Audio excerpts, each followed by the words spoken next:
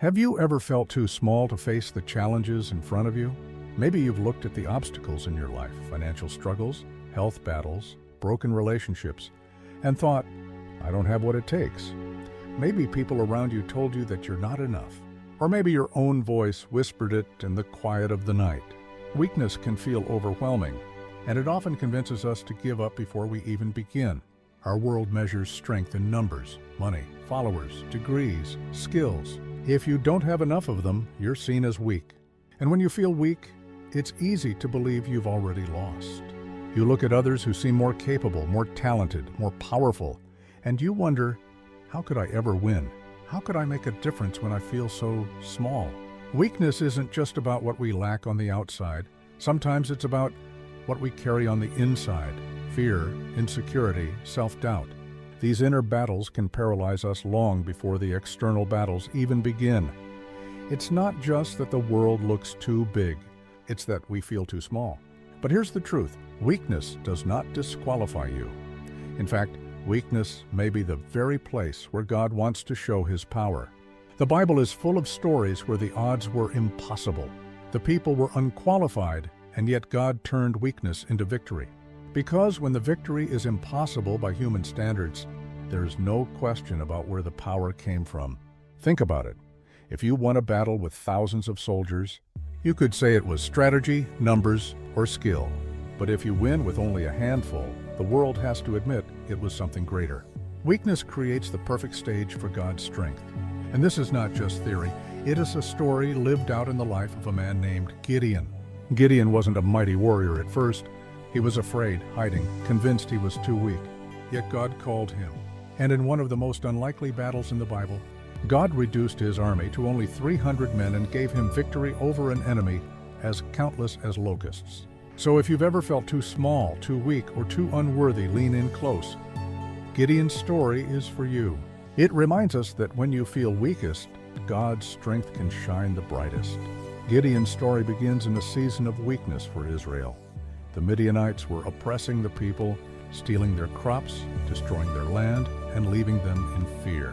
Every harvest, the enemy would swarm in like locusts, taking everything. Israel cried out to God, and God answered by calling an unlikely man, Gideon. When we first meet Gideon, he is hiding in a wine press, threshing wheat in secret so the Midianites would not see him. This is not the picture of a fearless warrior, it's the picture of a man afraid, trying to survive. Yet, in that moment, the angel of the Lord appeared and spoke words that seemed impossible. The Lord is with you, mighty warrior. Gideon could not believe it. He argued, saying, how can I save Israel? My clan is the weakest, and I am the least in my family. In other words, I'm too weak.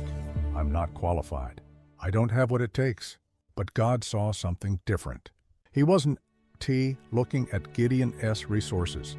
He was looking at Gideon's willingness to trust. Even then, Gideon struggled with fear and doubt. He asked for signs, laying out a fleece before the Lord to confirm his promise. God patiently answered, showing Gideon that his word was true. Sometimes faith doesn't come all at once. It grows step by step. Finally, Gideon gathered an army to fight the Midianites. 32,000 men showed up. It seemed like a good number, until God said, you have too many. Too many. In Gideon's eyes, he didn't have enough. The Midianite army was massive, countless like sand on the seashore. But God wanted to make one thing clear: the victory would not come from numbers, but from Him. So God told Gideon to send home the fearful. 22,000 left, leaving only 10,000. Still too many, God said.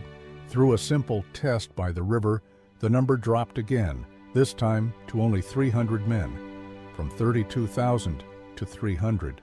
Humanly speaking, it was impossible. Yet with those 300, God gave Gideon victory. Armed not with swords but with trumpets, jars, and torches, they surrounded the Midianite camp at night. At Gideon's signal, they blew the trumpets, broke the jars, and held up the torches, shouting, "A sword for the Lord and for Gideon." Panic spread among the enemy. In confusion, the Midianites turned their swords on each other and fled. What looked like certain defeat became a miraculous victory. Gideon, the man who once hid in fear, led Israel to triumph through God's power.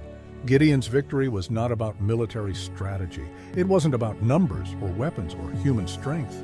It was about one truth: when you feel weakest, God can show himself strongest. The reduction from 32,000 to 300 wasn't a mistake.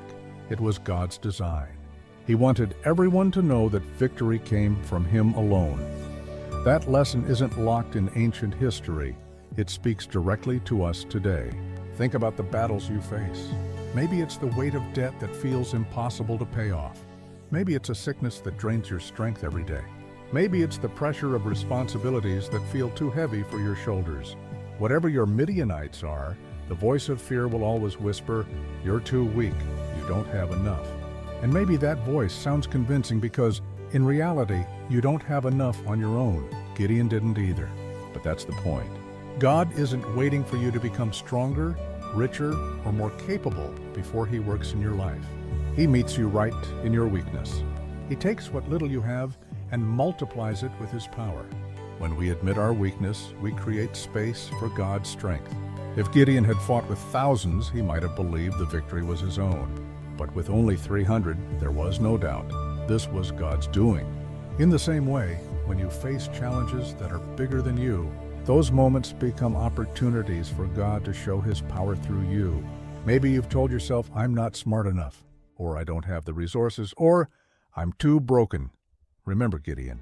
He was the least in his family, hiding in fear, and still God called him a mighty warrior.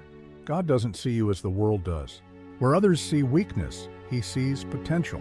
Where you see failure, he sees a future. The Apostle Paul later wrote, "When I am weak, then I am strong." This is the paradox of faith. Strength is not found in pretending you have it all together. Strength is found in surrender, letting God be your source. Gideon discovered that truth on the battlefield, and you can discover it in your life too. So when you feel too weak, don't give up. Don't believe the lie that your weakness disqualifies you. Instead, see it as an invitation for God to step in, because the very places where you feel most inadequate may become the stage for his greatest victories. Gideon's story reminds us that weakness is not the end of the story.